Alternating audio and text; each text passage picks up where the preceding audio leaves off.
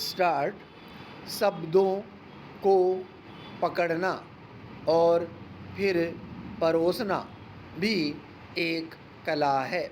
एक ऐसी कला जो मुरझाए और सिकुड़े फेफड़ों में सांस फूंक सकती है, सुनने वाले दिमाग को जिधर चाहे घुमा सकती है, सच को झूठ और झूठ को सच स्थापित कर देती है।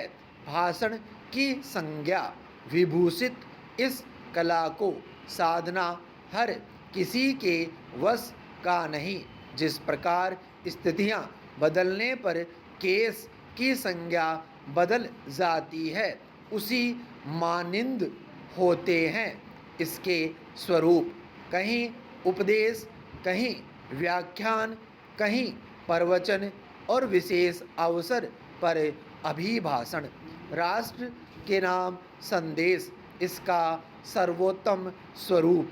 राजनीतिक भाषणों से देशवासी भली भांति परिचित है, बल्कि चुनावों के दौरान बहुत सारे नए भाषण देने वाले लोग सामने आते हैं और जनता को अपने पक्ष में मोहित करने की कोशिश करते हैं।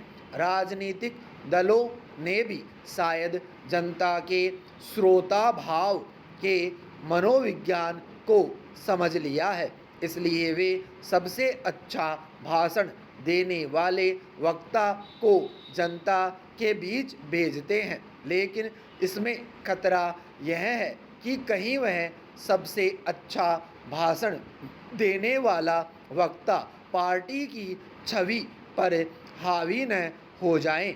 ऐसे में जिन नेताओं को पारंपरिक सहारे से पद और कद मिलता है, उनके लिए समस्या खड़ी हो सकती है।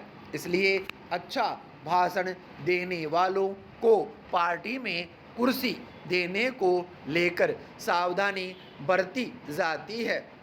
इस बीच भाषण से ही यदा कदा बोध कराया जाता है कि जनतंत्र खतरे में है। भाषण के दौरान आक्रोश और विद्रोह उभारे जाते हैं। इसके बरक्स साहित्यिक और सामाजिक भाषण बंद कमरों तक सीमित रहते हैं। उधर धार्मिक टाइप की तो बाकायदा दुकानें हैं। सत्संग की इन दुकानों में महिलाओं की खासी भीड़ रहती है। पैरा जनतंत्र में बोलने की भी आज़ादी है। खुलकर खोलकर कही जाती है अपनी बात। जाहिर है राजनीतिक भाषण के विषय नहीं होते। इसमें अपने दल की बहबूदी और विरोधी की चीरफाड़ से बोध कराया जाता है।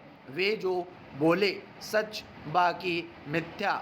देहिक भाषा और लहराते हाथ बीच बीच में प्यारे देशवासियों, मित्रों और भाइयों और बहनों, आत्मीयता का झोंका बघारते संबोधन श्रोताओं के वशीकरण में सहायक।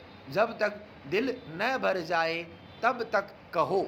गला सूखे तो पानी का इंतजाम पहले से। मुंह के आगे माइक और सामने मुंह ताकते श्रोता, तब क्यों किसी को निराश किया जाए। पैरा दूसरी श्रेणी वाले सामाजिक भाषण आम तौर पर सामाजिक संस्थाएं ही आयोजित कराती है, जिनके संरक्षक मंच और माइक दोनों अपने पास रखते हैं। संस्थाओं से जोंक की तरह चिपके रहने वाले ऐसे जातक इसी फिराक में रहते हैं कि कब मौका मिले और कब उन्हें कोई बुला ले। सिर पर मोस्ट सोशल, सबसे ज़्यादा सामाजिक होने की धुन। जहाँ तक धार्मिक भाषणों का प्रश्न है, पंडितों, पुरोहितों और साधु समाज के प्रति लोगों की श्रद्धा का सूचकांक घट रहा है।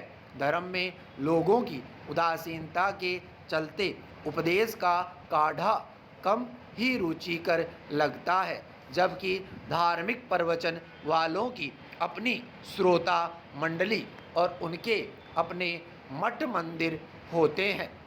पैरा उधर साहित्यिक भाषणों के श्रोता होते हैं, जहाँ भाषण चोला बदल व्याख्यान की गति को प्राप्त होते हैं, जहाँ विद्वान कम अखाड़ेबाज अधिक, गाली गलोच सीखने चिल्लाने अभद्र होने की गुंजाइश नहीं के बराबर व्यंजना से चल जाता है काम।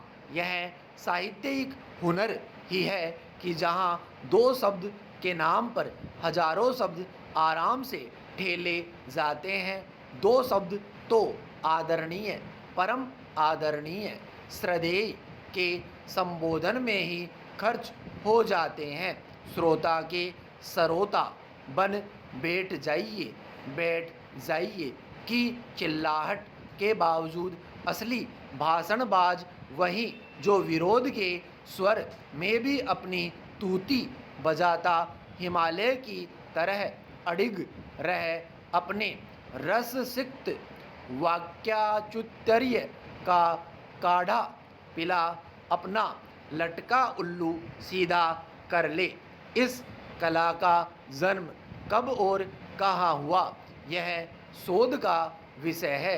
यूँ इतना सुनिश्चित है कि मनुष्य ने जब से बोलना सीखा होगा तभी से थोड़ा थोड़ा भाषण देना शुरू किया होगा।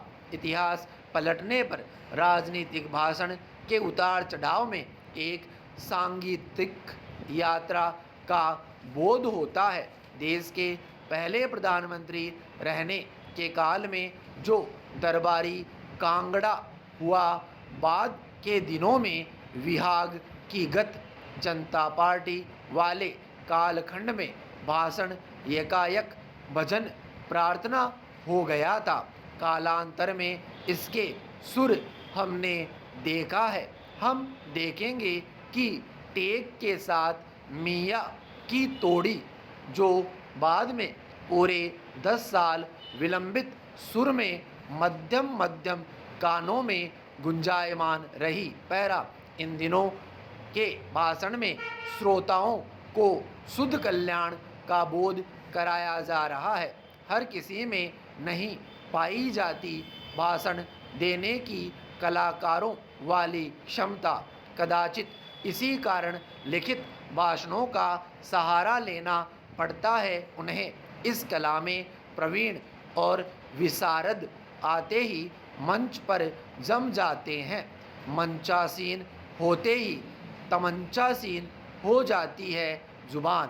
बीच बीच में तालियों की गड़गड़ाहट फेफड़ों का ऑक्सीजन स्तर बढ़ाती है।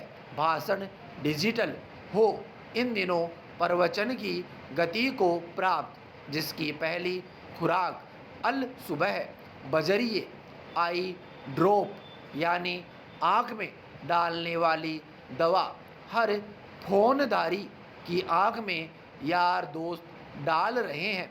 किसी में साहस जो कह सके कि हमें भाषण न पिलाइए। विराम स्टॉप।